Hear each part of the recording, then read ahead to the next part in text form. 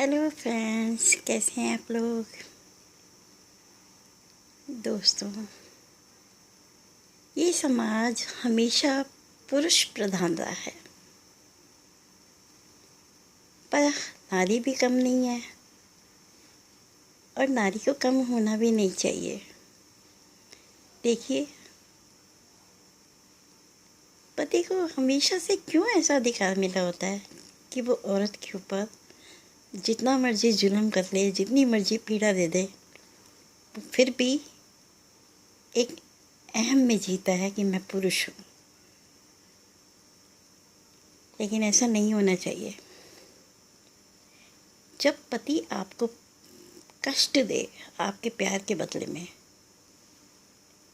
तो आपको कभी समझौता नहीं करना चाहिए इस बात के लिए। देखो, औरत पूरी तरह से समर्पित होती है पति को, उसका ख्याल रखती है, उसका घर संभालती है, उससे प्यार करती है, उसका हर काम करती है। वो काम करने के बावजूद भी उसकी सब चीज़ों का ख्याल रखती है। तो पति का भी फर्ज बनता है कि वो पत्नी के साथ वफादार रहे, उसकी इज्जत करे, उसे सम्मान दे और उसके साथ दगा ना करे। मतलब ये देखो कि हमेशा यही होता है, अगर आपका किसी के साथ कोई रिलेशन होता है बिफोर मैरिज, आपके किसी से अफेयर चल रहे हैं, तो भी कहने में, अगर कोई देखता भी है तो कहने में यही आता है कि उसकी लड़की उसके साथ घूम रही थी। उसकी लड़की, बात हमेशा लड़की पे क्यों आती है? कोई ये क्यों नहीं कहता कि उसका लड़का घूम रहा था? हमेशा लड़की बदनाम होती है।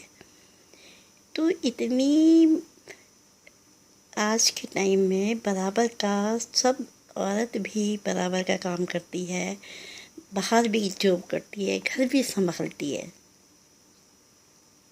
तो पति का भी फर्ज बनता है कि अपनी औरत का पूरा ख्याल रखे, उसके मान सम्मान का, उसकी तकलीफ़ों का, या उसे जिस पल ज़रूरत होती है उस पल उसका साथ देना, ये सब बातें बहुत ज़रूरी है।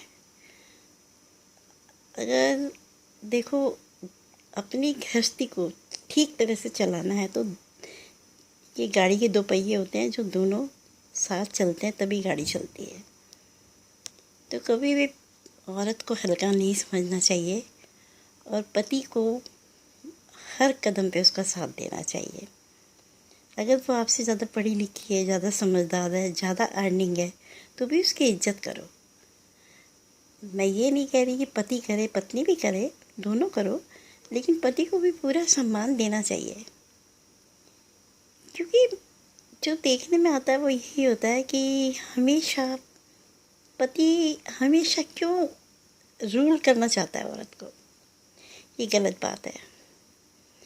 तो मैं यही कहूँगी, रिश्ते अगर अच्छा बनाना चाहते हो तो दोनों को मिलकर गृहस्थी चलानी चाहिए, दोनों को बराबर समझना चाहिए, एक दूसरे को सम्मान की दृष्टि से देखना चाहिए, तभी गृहस्थी चलती है।